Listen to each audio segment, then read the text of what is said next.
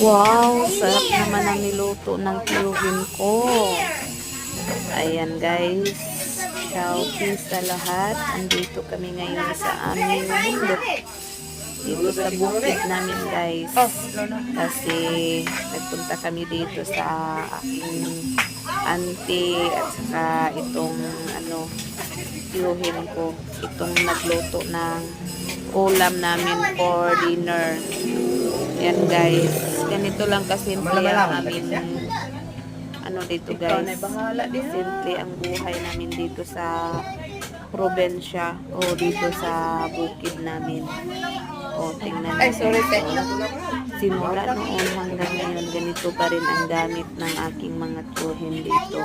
Pero guys, dito naman guys, nagpunta kami kasi nag-birthday pala itong anak ng aking. Shout out! Shout out! Ina!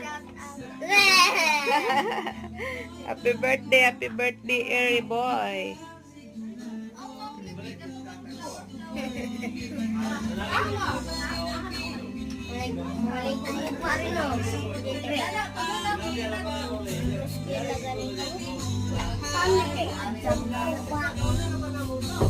Ako magtubak o ano? Ako pa magtubak.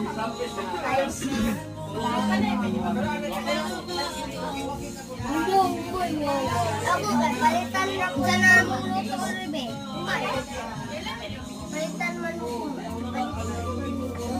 Sarap ng mais na kanin. Oh. Ala, kitiwalan ka doon.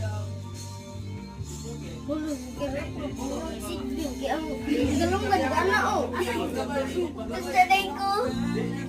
Pero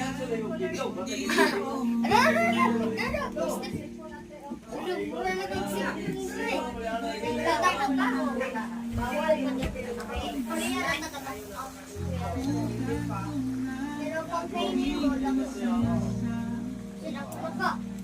pag nainin mo